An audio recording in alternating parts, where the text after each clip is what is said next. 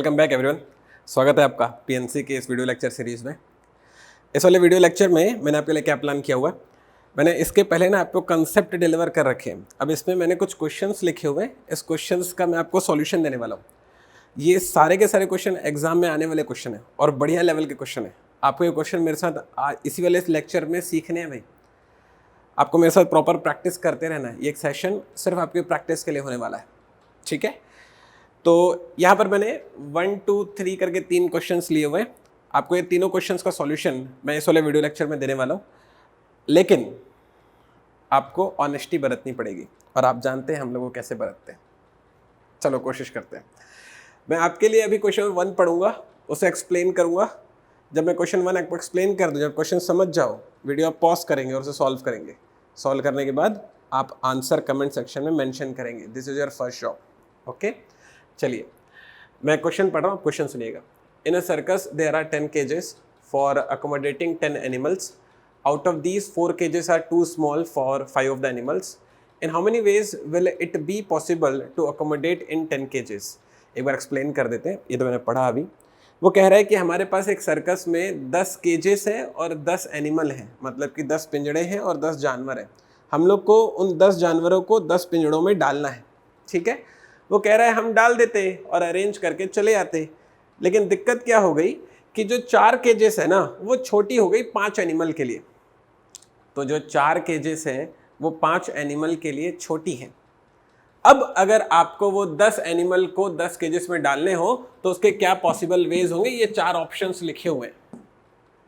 समझ गए बात को? वीडियो पॉज करो और सॉल्व करो, मैं देख रहा हूं तुम्हें। शाबाश। आई होप कि आपने अपना काम कर लिया होगा। अब क्योंकि मुझे स्पेस की ज़रूरत है तो मैं क्वेश्चन और सेक्शन मिटाने वाला हूँ, इसे लिख लीजिएगा। और यहाँ पर आपको मैं इस वीडियो को सॉल्व करके बताऊंगा। आप आंसर पहले मेंशन करेंगे कमेंट सेक्शन में, उसके बाद इसका आप सॉल्यूशन सुनेंगे, ठीक है। 4 केजेस छोटी है 5 एनिमल के लिए, इतना दिमाग में रखिए। 4 केजेस छोटी हैं 5 एनिमल के लिए। चलिए भाई थोड़ा समझ के आते हैं।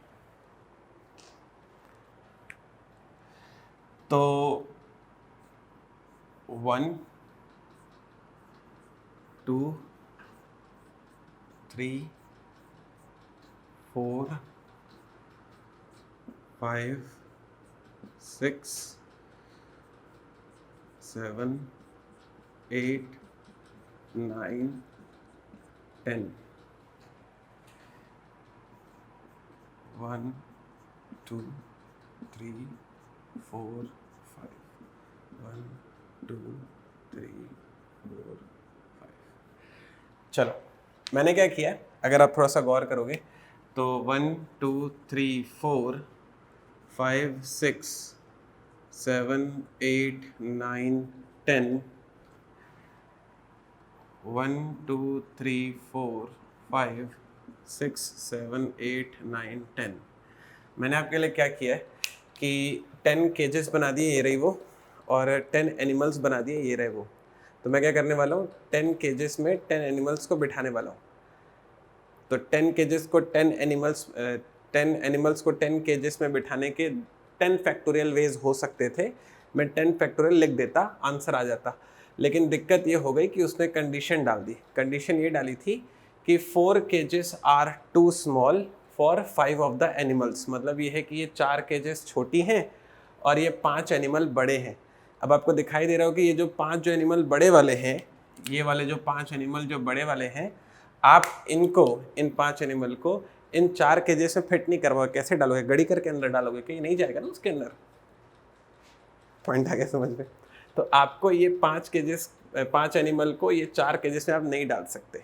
मैं ये कहने की कोशिश कर रहा हूँ कि बड़े एनिमल छोटी केज में नहीं जा सकते। मानते हो? कैसे जाएगा? कुछ भी सोचते हो क्या? बड़े एनिमल छोटी केज में नहीं जा सकते। बड़े एनिमल सिर्फ और सिर्फ बड़ी केज में ही जाएंगे। यही है इस क्वेश्चन की कंडीशन।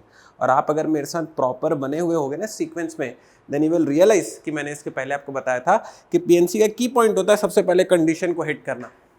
मतलब ये है कहने का कि आपको सबसे पहले कंडीशन को सेटिस्फाई करना है, फिर उसके बाद जो बच जाए सब कुछ अरेंज कर दो, सही होता है।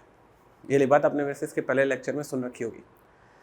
तो पीएनसी का की पॉइंट क्या है? सबसे पहले कंडीशन को हिट करना। इस क्वेश्चन की कंडीशन क्या है कि बड़े एनिमल छोटी केज में नहीं जा सकते। बड़े एनिमल जाएंगे तो सिर्फ और सिर्फ छोटी केज में ही जाएंगे, ठीक है? नहीं, बड़े एनिमल बड़ी केज में ही जाएंगे, छोटी केज में नहीं जा सकते, ये कंडीशन है। इसको अपन लगाते हैं। बड़े एनिमल बड़ी केज में जाएंगे। बड़ी केज कितनी है अपने पास? 6। बड़े एनिमल कितने हैं अपने पास? 5। तो मैं क्या करने वाला हूँ, इन 5 बड़े एनिमल के लिए, इन 5 बड़े एनिमल के लिए 5 बड़ी केज चूज करने वाला हूँ। कितनी बड़ी केज है अपने पास? 6। कितने एनिमल हैं? 5। तो मैंने क्या किया, 6 बड़ी केजेस में से 5 बड़ी केजेस को चुना, 6C5। आगे बात पकड़ में। तो 6 केजेस में से 5 केजेस को चुनने के तरीके होते हैं 6C5। ये मैंने चुना है, सिलेक्शन किया। इसके पहले भी जैसे बताया था, सिलेक्शन स्टैंड्स फॉर कॉम्बिनेशन। ये मैंने सेलेक्ट किया, 6 केजेस में से 5 केजेस को सेलेक्ट किया मैंने, ठीक है? 6 केजेस में से 5 केजेस को सेलेक्ट किया। अब वो कोई भी हो सकता है, 1 2 3 4 5 हो सकता है। 1 2 3 4 5 मतलब 6 ले लो, 1 ही मतलब 2 3 4 5 6 ले लो। तो आप जितने भी पॉसिबल वे सोच सकते हो ना 6 में से 5 के सेलेक्ट करने के, वो सारे के सारे 6C5 में काउंट हो जाते हैं। इसके पहले वाले कंटेंट में आपने सीखा होगा। तो 6C5 जितने भी पॉसिबल वेज होंगे 6 में से 5 केज को सेलेक्ट करने के, वो सारे के सारे इस पर काउंट करके बता देता है, ठीक? 6C5 कन्वेस कि 6 में से 5 केजेस को चुन लिया गया। अब उन 5 केजेस में इन 5 एनिमल को अरेंज कर दिया गया। अरेंज कर रहा हूं इसलिए कौन सा टर्म यूज कर रहा हूं? फैक्टोरियल। आप अगर मेरे साथ पीएनसी पढ़ रहे हो तो 2 चीजों को इत्मीनान से सीखिए। सबसे पहले वाली बात कि भाई जो सी होता है विच इज कॉम्बिनेशन का मतलब होता है कि डेफिनेशन होती है सिलेक्शन। इसके पहले मैंने बताया ये जो साइन है फैक्टोरियल पढ़ते हैं और फैक्टोरियल कन्वे करता है अरेंजमेंट को। तो दिस इज सिलेक्शन, 6 में से 5 केज को मैंने सेलेक्ट किया। दिस इज अरेंजमेंट, उन 5 केजेस में 5 एनिमल्स को अरेंज कर दिया। तो भाई ये जो 5 एनिमल थे बड़े वाले, ये तो अरेंज हो गए। अब ये बचे हैं छोटे एनिमल जो कि 5 है। और केजेस कितनी बची है? आपने 6 बड़ी केजेस में से 5 बड़ी केजेस सेलेक्ट की थी, तो एक बड़ी केज तो बची होगी ना।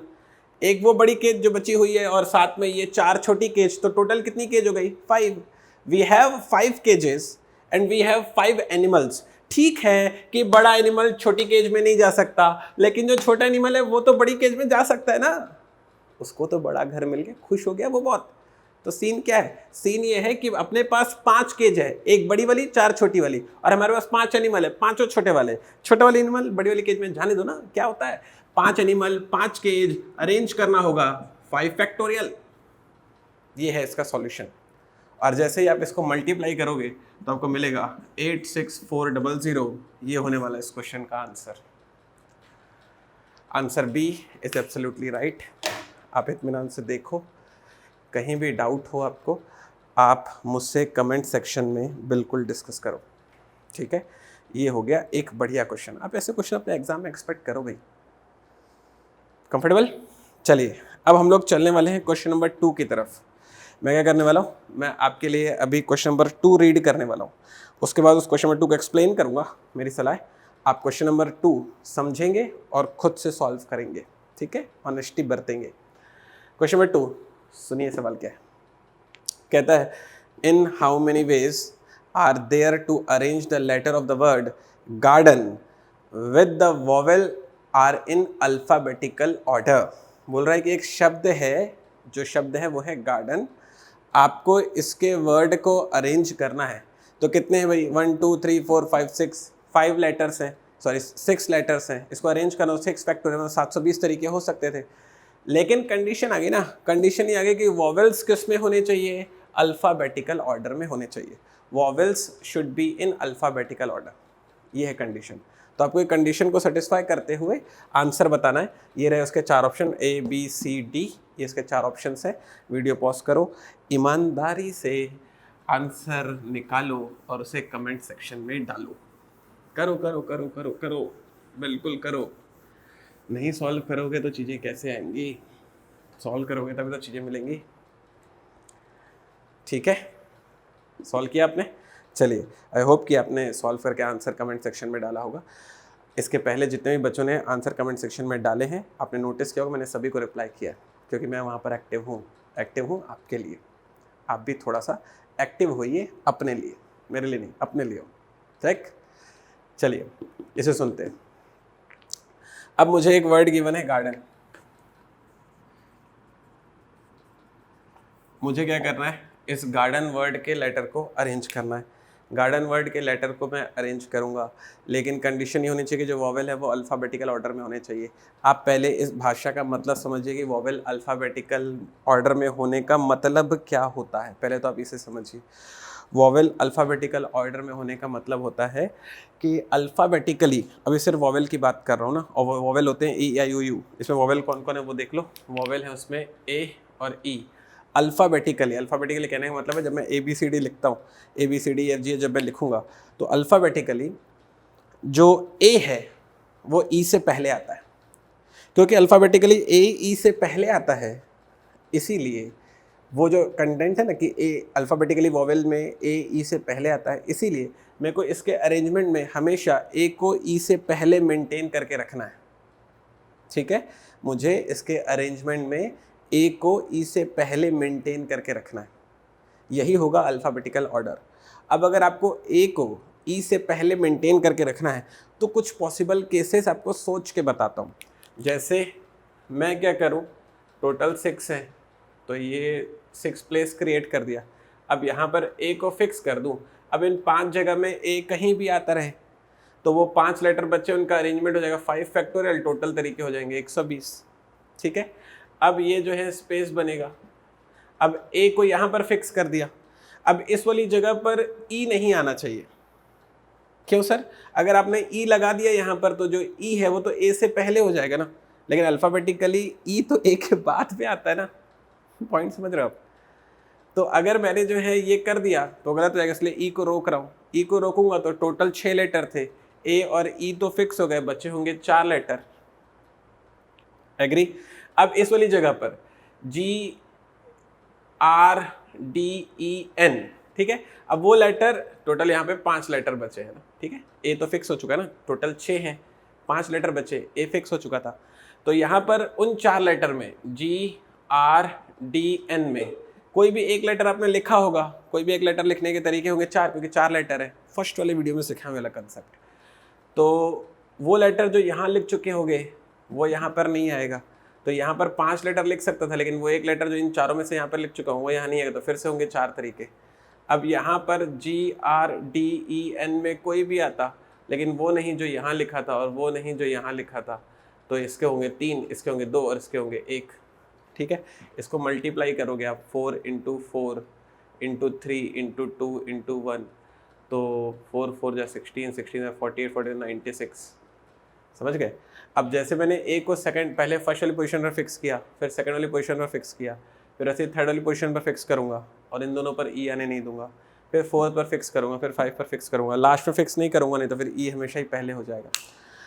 5वीं पोजीशन आते तक ए को फिक्स करूँगा। तो ऐसे जब मैं इसको सॉल्व करता जाऊँगा ना इस तरीके से, तो जो जो नंबर आएगा, जैसे यहाँ पर 120 आया, फिर 96 आया, फिर कुछ कुछ और आएगा, सबको जोड़ दूंगा तो इसमें से एक ऑप्शन मिल जाएगा और वो उसका राइट आंसर हो जाएगा।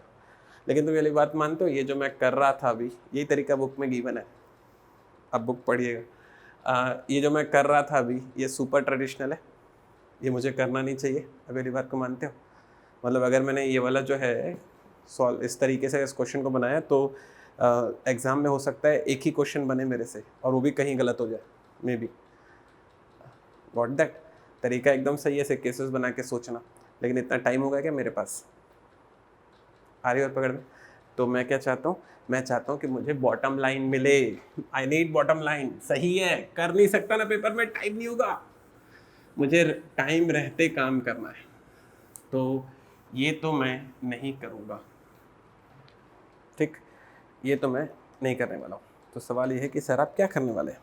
तो एक बार ज़रा इत्मीनान से सुनते हैं इसकी बॉटम लाइन। Got it? अब देखो भाई, जैसे एक एग्जांपल लेता हूँ, बॉटम लाइन आपको बाद में समझ में आएगी, पहले आपको कंसेप्ट तो समझ में आ जाए।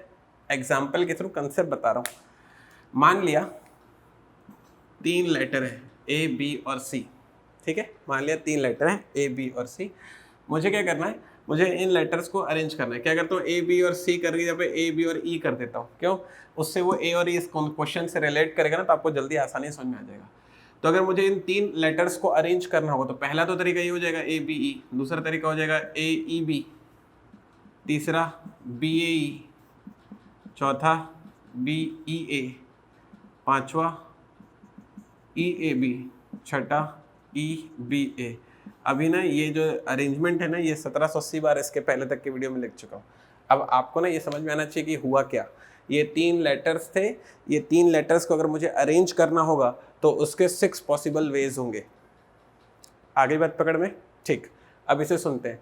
3 लेटर्स को अगर आपको अरेंज करना है तो उसके टोटल होते हैं 6 पॉसिबल वेज। वो 6 वेज या तो आप अरेंज करके निकाल सकते हो, या तो लिख लो 3 फैक्टोरियल जो कि होता है 6। ये भी सही है, ये भी सही है, आप सीख चुके ऑलरेडी।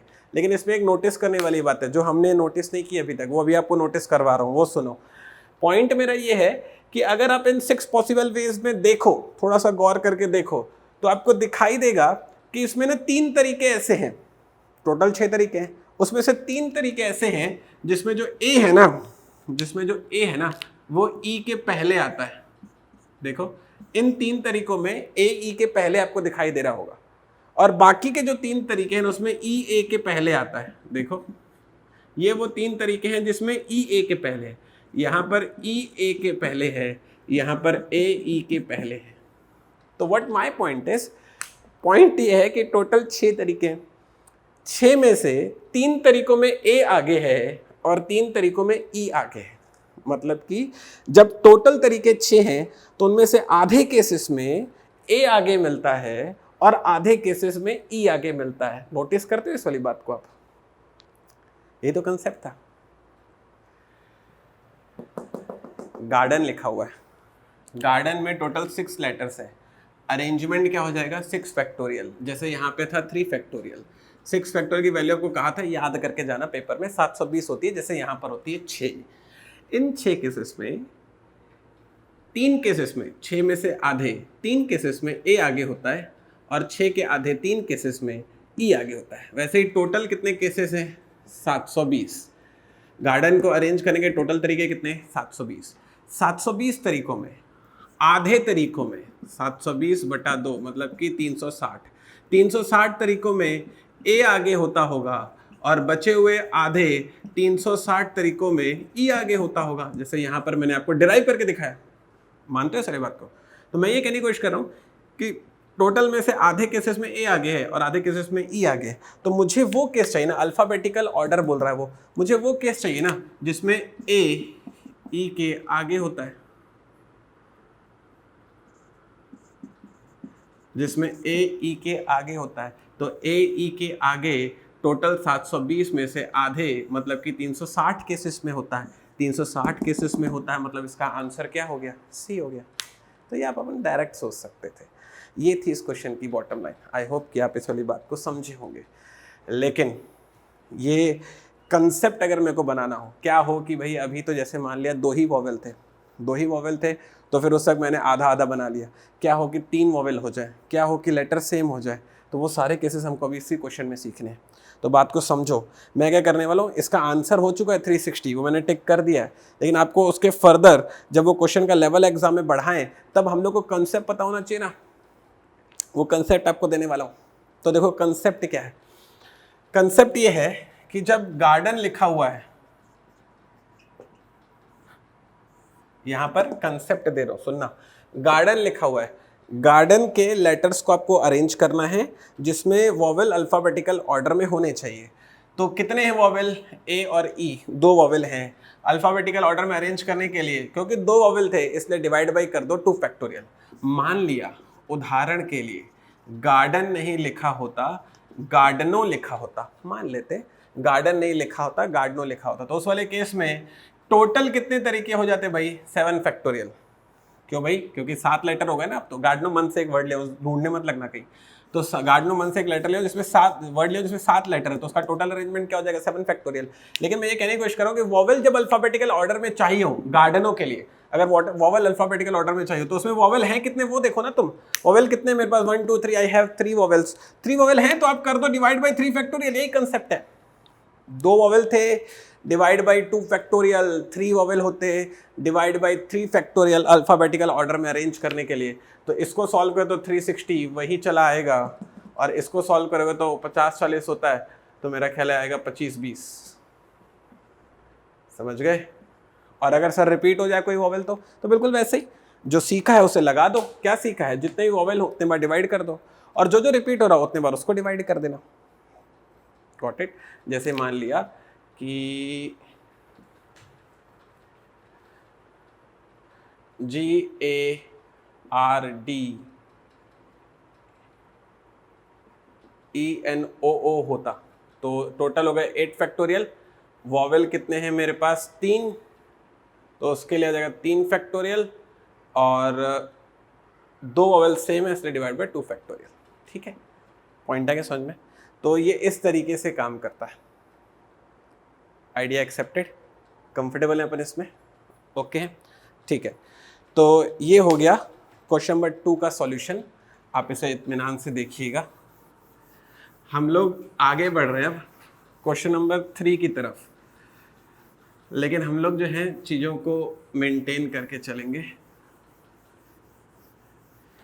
मैं आपके लिए क्वेश्चन नंबर 3 पढ़ूंगा, आपको सॉल्व करके आंसर कमेंट सेक्शन में डालना है। क्वेश्चन पढ़ रहा हूँ, सुनिए। In how many batting order are possible for Indian cricket team if there is a team of 15 players come such that Virat is always chosen. और ये फिर ऑप्शंस लिखे हुए हैं, तो आपको एक बार कन्वे कर रहे हैं क्वेश्चन, इतना से सुन लीजिए। मेरे पास ना 15 खिलाड़ी हैं, ठीक है। 15 खिलाड़ी में मेरे को इंडियन क्रिकेट टीम बनानी है, तो टोटल 15 खिलाड़ी हैं। टीम में जो जाएंगे वो 11 खिलाड़ी होंगे, क्रिकेट में 11 खिलाड़ी होते हैं ना, तो 15 में से मेरे को 11 खिलाड़ी चाहिए। 4 एक्स्ट्रा होते हैं, किसी के हाथ पैर में दर्द हो गया तो वो आता है उसके जब फील्डिंग करने के लिए। देखना हाथ पैर में दर्द हमेशा ना फील्डिंग के टाइम पे ही होता है, बैटिंग के टाइम किसी को दर्द नहीं होता। ऐसे ही एक बात कह रहे हैं, जाने तो मत सोचो उस पर। सुनो, पॉइंट ये है कहने का कि 15 खिलाड़ी हैं, 15 खिलाड़ी से मेरे को क्रिकेट टीम बनानी है। क्रिकेट टीम में 11 खिलाड़ी होते हैं, तो 15 खिलाड़ी में से 11 खिलाड़ी अगर सेलेक्ट करने हो तो 15 से 11 लिखना चाहिए। और अब मेरे को इसका जो है ऑर्डर बनाना है, मतलब बैटिंग ऑर्डर। बैटिंग ऑर्डर कहने का मतलब है कि भैया पहले कौन बैटिंग में जाएगा। जैसे पहले रोहित शर्मा आ गया, फिर KL राहुल आ गए, फिर उसके बाद जो है फिर अपने कोहली साहब आ गए, फिर उसके बाद ऐसे इस तरीके से, समझ रहे हो तुम, वो बैटिंग ऑर्डर अरेंज करना है मेरे को। तो कंटेंट ये है कहने का कि 15 में 11 खिलाड़ी मैंने सेलेक्ट किए और उनका बैटिंग ऑर्डर बनाने की, कौन पहले बैटिंग में जाएगा कौन बाद में जाएगा, तो उनकी बैटिंग अरेंज करना है। अरेंज करने के तरीके होने चाहिए 11 फैक्टोरियल। पॉइंट आ रहा है समझ में? 15 में 11 खिलाड़ी सेलेक्ट करने थे, सेलेक्ट करने के लिए 15 से 11, जो 11 खिलाड़ी मैंने सेलेक्ट किए उसका ऑर्डर अरेंज करने के लिए 11 फैक्टोरियल। ठीक है, तो ये करना चाहिए था मेरे को, लेकिन उसमें कंडीशन डाल दी उन्होंने। कंडीशन ये डाली कि जो विराट है ना, कोहली साहब, विराट है ना, वो हमेशा सेलेक्टेड रहेगा। आ गई बात पकड़ में? विराट जो है हमेशा सेलेक्टेड रहेगा, ये डाल दी उन्होंने कंडीशन। ये मैं टिक करके आ जाता, लेकिन ये कंडीशन थोड़ी सेटिस्फाई कर रहा है। आपको तो कंडीशन भी तो सेटिस्फाई करना है ना कि विराट जो है ना सेलेक्टेड रहेगा, Virat is always chosen, Virat को सेलेक्ट ही करना है। तब आप बताइए कि आप किस तरीके से जो है ऑर्डर बना सकते हैं उसका। वीडियो पॉज करो, सॉल्व करो। Got it? आई होप कि आपने जो है वीडियो पॉज करके आंसर जो है कमेंट सेक्शन में डाल दिया होगा। अब वीडियो प्ले कीजिए और इसका क्वेश्चन आंसर सॉल्यूशन सुनिए। 15 खिलाड़ी में से मेरे को 11 खिलाड़ी चाहिए। Got it? लेकिन उन्होंने कहा कि विराट हमेशा सेलेक्टेड रहेगा। तो एक बार आप ना थोड़ा सा विजुअलाइजेशन लेकर आइए। सोचो आपके सामने लाइन से 15 खिलाड़ी खड़े हैं। सोचो आपके सामने लाइन से 15 खिलाड़ी खड़े हैं, जिसमें से आपको 11 खिलाड़ियों को सेलेक्ट करना है। 15 खिलाड़ी खड़े हैं, 11 खिलाड़ियों को सेलेक्ट करना है, जिसके लिए मैं 15 से 11 लिख देता। मैं ये 15 से 11 लिखने जा रहा था, वो सेलेक्टर आए पीछे से और उन्होंने मुझे ये कहा कि जो विराट है ना उसको हमेशा लेना ही लेना। उन्होंने मुझे कह दिया कि विराट को हमेशा लेना ही लेना। तो मैंने क्या कहा, अब उसने बोल दिया है कि विराट को लेना ही लेना, तो मैंने क्या कहा, 15 लोग सामने खड़े थे, विराट तुम इधर चले आओ। तो 15 लोग सामने खड़े थे, विराट वहाँ से उठ के यहाँ चला आया। 15 लोग सामने खड़े थे, एक उठ के यहाँ चला आया, तो सामने कितने बचे? सामने बचे 14। एक्सेप्टेड। 15 थे, विराट यहाँ आ गया, सामने कितने बचे होंगे? 14। मेरे को 11 खिलाड़ी सेलेक्ट करने हैं। विराट तो ऑलरेडी यहाँ पे खड़ा है ना, 11 सेलेक्ट करने हैं, ऑलरेडी विराट यहाँ पे खड़ा है, तो कितने और सेलेक्ट करूं मैं? 11 सेलेक्ट करने थे, विराट ऑलरेडी यहाँ खड़ा है, तो कितने और सेलेक्ट करूंगा?